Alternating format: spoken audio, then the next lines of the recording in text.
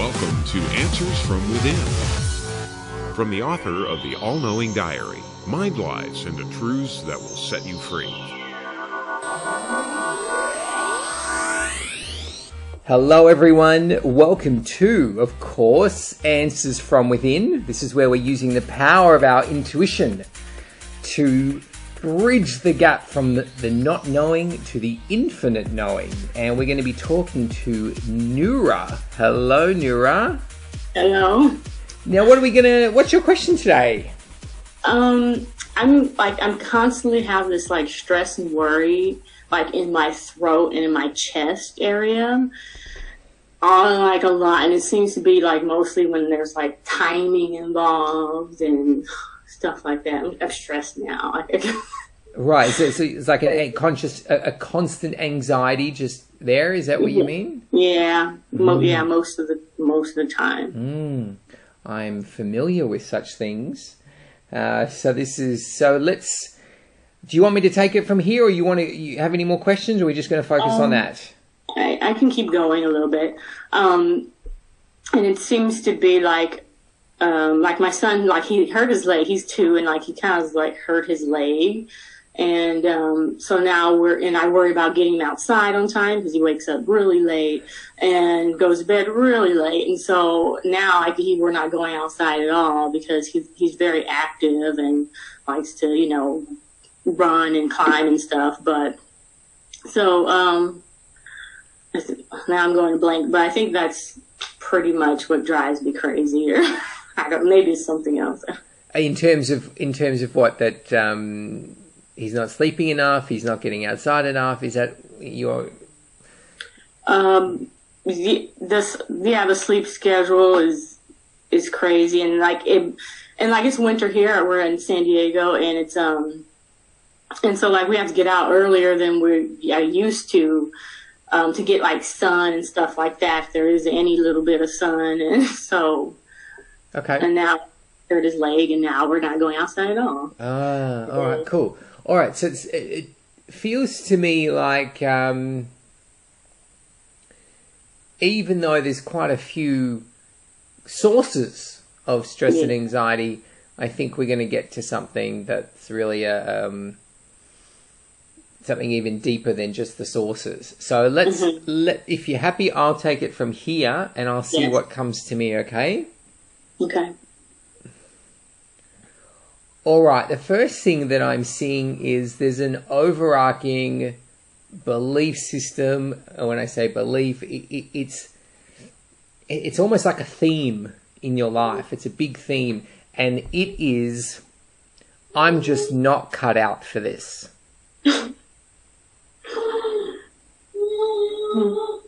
And it plays up in your relationship, it plays up with finances, it plays up with your children, and it plays up with your health and your body and everything.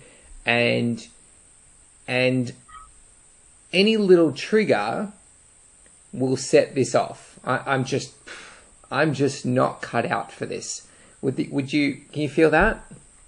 Yeah, I never thought of it, heard it that way, that I'm not cut out for this. But yeah, it makes sense. Yeah. So yeah, different way of looking at it. I never looked at it that way. And it becomes very powerful from a healing point of view when we can look at it in the way that your mind is articulating it, but which is often hard to get on a conscious level. On a conscious level, we hear different things like, this person's too much, or I'm too stressed, or I'm too busy, or I'm always running out of time. But when you go in that subconscious, and when you can really nail how it's being phrased, then there's already relief there. So let's go even deeper than that, and let's see what's behind that, and what truth will set you free, okay?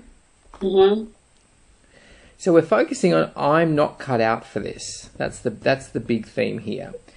And when we go deeper behind that, what we can start to see is some kind of little sub-beliefs that all form that overall theme. And one of them that's there is, I haven't been given what I need to cope, to adapt, I just don't have what other people have when it comes to, you know, dealing with life, dealing with the stresses of life. So there's the belief that you're almost in deficit. You just, when everyone was getting what they need to move through life and survive life, they kind of ran out, and God ran out, and was, sorry, Nura, I've got it on order. Maybe next week it will come, but I don't have any of this coping, you know, this buffer for you. So I'll put it in the post for you when we get some in. And that's what you look like to me. You just, like, I wasn't given that necessary skill. Mm-hmm. But the truth behind all of that, and let's see if we can get even deeper, if you allow me, if you can just be really, really open, is, you know, we just got to break through a bit of a blockage first, and that is, but me believing I don't have the coping skill actually works for me. There's an attachment to this, an attachment to keeping it in place. So once we can get through that, I can get to a deeper truth with you. So the attachment is all about, if I hold on to this belief that I was never given this skill or ability or trait, then people will take it easier on me. People will be nicer to me. People will be more compassionate with me, and I'm sensitive. I don't want people to be mean to me. I don't want people to expect too much from me, because I'm most likely going to fail and disappoint them. So best that they don't expect too much from me in the first place. So that is another part of your reality, is I don't want to let people down. I don't want to be a disappointment, and I don't want to be bossed around and shoved around. So if I keep this persona, this feeling around me that there's a fragility, then my life will be more at ease. Does all that ring true to you? Yeah, in some way, yeah. Yeah. It's deep stuff, and it's not necessarily how we like to see ourselves, but it's what we hide from ourselves, okay? Yeah, that makes sense. It does make sense. Yeah. Now, don't feel bad in any way about any of that stuff, because it's actually self-protection. You just, I really want to look after myself, and I'm protecting myself from people's demands, people's irritability, and and we learn to do that as a child. If dad yells, and if mum blames us for certain things, and we go into, I've got to protect myself. So that's where it's all coming from. Nothing for you to feel badly about, but it's just gotten to a point where it's now holding you back, and you don't want to pass that way of being on to your son. So we need to heal it. That's pure and simple. So let's get to healing that. The first realization to have is that even though it looks like it's protecting you, what it's actually doing, it's keeping you small, because it's keeping you around, how do I word this? It's keeping you in circumstances that require it. I don't know if you understand what I mean. It's like if you decide, I'm going to have this so I can be protected from too much demands or irritability or things that I don't like, then you keep creating those same circumstances. Does that make sense? Yes. So this pattern is just going to keep your life being very monotonous. Yes, it is monotonous. It's driving me crazy, actually. It is. So in your attempt to protect yourself, you're actually causing harm. You're keeping yourself in this pattern that you originally identified as, this causes me harm, so I'll protect myself. And in doing that, the protection is actually, it's almost like I kind of see it like a snail shell. You put it on, but it also comes with it the very reason why you wanted to protect yourself in the first place. So you're bringing the harm and the protection inside the shell, wherever you go. Yeah. So when we go into a little bit deeper, we get to see, hang on, this is now self-defeating. What the very thing I'm trying to have a breakthrough from is the very thing I'm keeping in place. I want a better life. I want a more creative, diverse, interesting life. Yes. Correct? Yes, absolutely. So the only way that's going to happen is if you come to the realization, what will protect me is getting out of harm's way in the first place. The way to get out of harm's way is simple. It's this simple realization of, I was never in harm's way in the first place. I'm not in harm's way. I'm not in harm's way. Can you feel that coming in? I'm actually not in harm's way. Kind of makes sense, yeah. Yeah? Yeah. Yeah, not at all, actually. Right, you're not in harm's way.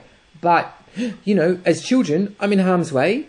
And in that moment, we decide we're in harm's way. And we keep going along until we're 25, 35, 45, whatever. Mm-hmm. Until you have a conversation with someone like me and they say, actually, you're not in harm's way and you never were. It's okay. Yeah. You just didn't stop long enough to realize you thought you were in harm's way to realize that you weren't in harm's way. Okay. That's the first bit done. Now we're going to go into some truth. Okay, cool. So given you're not in harm's way, given you don't need to lug your big shell and your little danger zone with you anymore, let's see what we can get to around having that breakthrough around not having the right tools and not being fully cut out for life. So then we're left with the truth of, it's like, I don't need the right tools to cope with life. I am the right tool. Mm-hmm. And when I'm doing what I love and I'm putting myself in places of joy, then there's nothing that I need to cope from, if you like. Mm-hmm.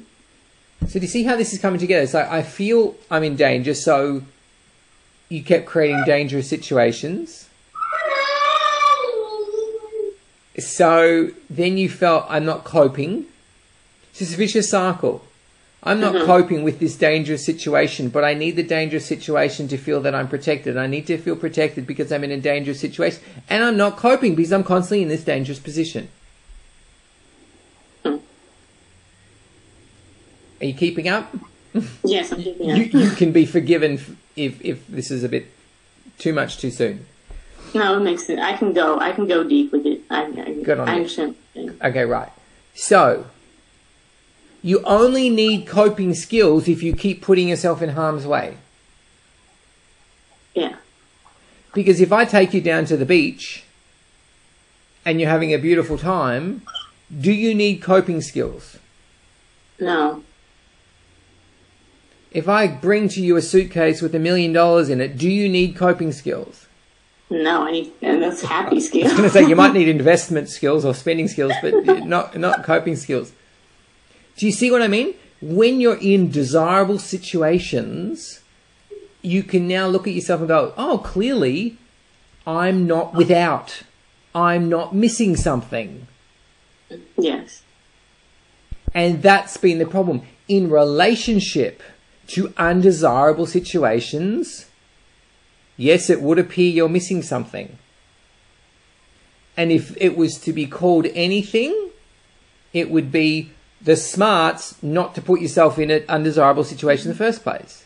Mm-hmm. Do you know what I mean? If you find yourself in an undesirable situation, it's because we missed something to not be there in the first place. So the only thing missing was the smarts to go, why did I put myself there in the first place? Yeah. You you end up in family situations at Christmas or Thanksgiving and you're sitting there going, why am I here? Mm-hmm. Why did I do this to myself?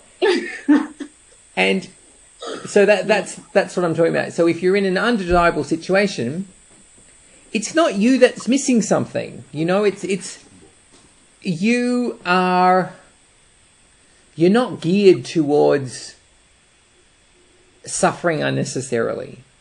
Mm-hmm. So we've just got to turn that off. We're just not doing that anymore. Sounds great. Yeah.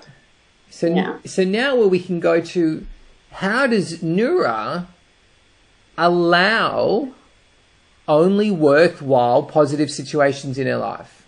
Yes. Now that we can let go of creating and dragging our shell of suffering with us. And now that we can see we weren't missing anything in the first place other than enough self-love to only put ourselves in desirable situations. Yeah. So that's what we're going to focus on right now, is what's missing. Why do I feel I can't have an easy life? Why do I feel life must be a struggle? Mm-hmm. And the truth behind that is, if I struggle, I get attention. Mm. And you know, when you're a child, you Mm-hmm. break your leg, you get a blood nose, you get the flu. It's the only time that mum and dad stop, take a day off work, and go, wait a minute, I've got a daughter. Who knew? And so we get taught, if I want attention, softness, nurturing, I need to break something.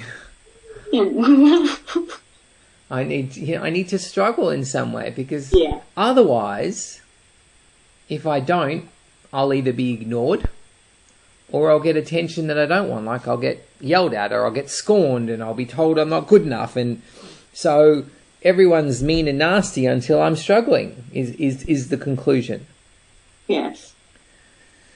So you have an investment, is another way of putting it, in struggling. If I struggle, I get attention. Mm-hmm. Now, here's what you need to know to break out of that. Mm-hmm. It is the struggle is the attention that you're craving. Mm-hmm. And what I mean by that is, you're not craving attention from somebody else that you think you're creating. Like, that's what it looks like. I struggle, people give me attention. That's what it looks like. The struggle is the attention. It's where you actually put awareness on yourself and you're kind to yourself. If you struggle, you start being nice to yourself. Do you know what I'm talking about?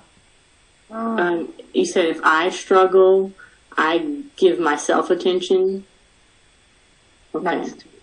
Yes. Otherwise, like on the surface, it looks like we struggle to get other people's attention, right? Yeah. Yeah. But your struggle is the attention. It's your attention. Mm-hmm. Now, I can completely relate to this. I went through this phase where there was a period in my life I wanted to be sick.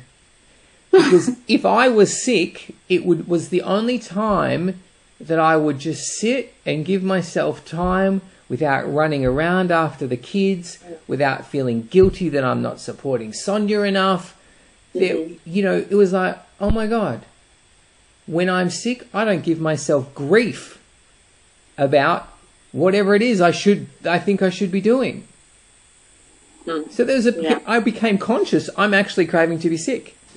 I was like, no, you're just craving to give yourself loving attention, because that's the only time you get off your own back. Yeah. And that's what's happening to you.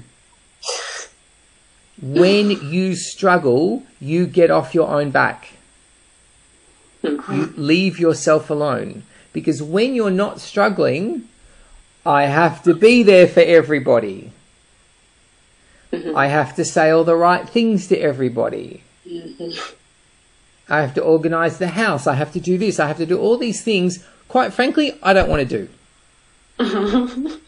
Is this familiar? Yes. So, the breakthrough here for you is the realization, I don't need to struggle in order to love myself. Because putting yourself in a space of struggle isn't really the attention you want, is it? No. You don't want to be suffering No. before you start looking after yourself, because you're craving to look after yourself. Do you realize? Yeah. I mean, I feel like I've been trying to do that lately, but You can't, because you've been in a cycle of I need to struggle before I look after myself. Yeah. But what you need to realize is your ultimate ambition here, right now in your life, is I just want to be kind to myself. Yes. I just want to be kind to myself. Please, please give me the opportunity to be nurturing, self-loving, and kind to myself.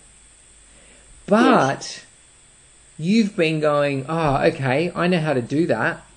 If I struggle, then I'll be nice to myself. Go crazy. Right? It is. Yeah. It is. But we all do it. It's literally insanity. But don't feel bad. We all do it. And until you see it, you're not really crazy for doing it because you never saw it. But you need to realize the way out of it is realizing causing struggle isn't actually the self-love that I've got in mind. It's not what I was going for. And instead of loving myself, that's actually hurting and punishing myself. So you got that? Yes. Good. Because now we can go to the essence of this healing. See if you're open. Let's go. All right. So the truth behind all of that is I don't need other people's permission to nurture and love myself. Can you feel that go in? I don't need other people's permission to nurture and love myself. Yes, it makes sense. But can you feel it? Can you feel it? Can you feel it as your truth now? And I'm about to go deeper. I can halfway feel it, but then the problem is, but there's not enough time for me to get. Let me keep going. So that's the first layer. I don't need other people's permission to nurture and love myself. Now the next layer, now that you've gotten that, or most of it, is to realize. Rafa, sorry. It's all right. He doesn't want you to get this. No, I'm kidding. But my whole world will come crashing if she gets this. Just teasing. The realization to get is when I'm being self-loving and nurturing, I have all the time in the world.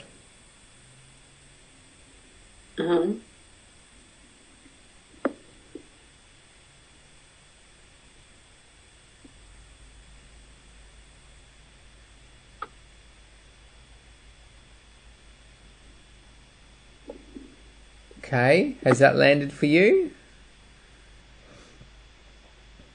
Sort of, yeah. Okay. Halfway. Halfway. All right. There's one more to go, and it's a bit tricky because there's a part of you that's quite resistant to hearing this next layer of truth. So just give me a moment, and I'm pardon? I can feel this like resistance kind of in my stomach area. You don't want to have this breakthrough. I want it. Yeah, your conscious wants it, but there's too much upside in keeping it. So let me just see what we can do to shift that.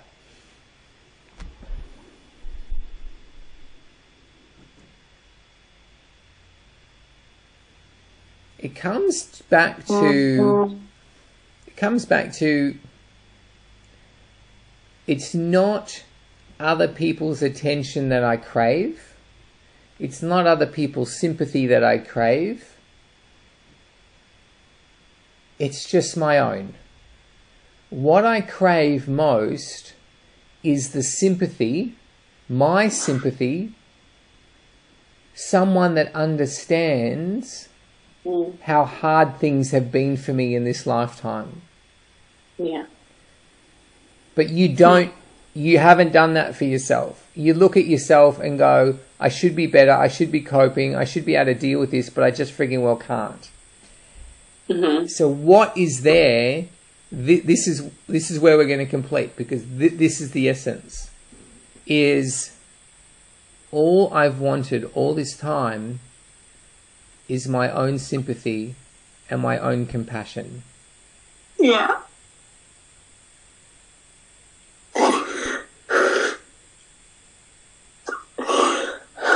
That's Sorry. That's the gold right there. That's what's been missing the whole time. All I just wanted my own sympathy, my own compassion.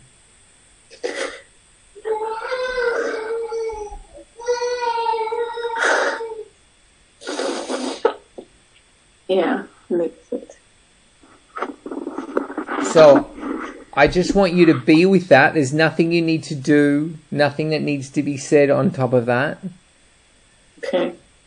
Just be with that, and that will open up some really big things for you, okay, Nura? Thank you so much, Daniel. You're very welcome.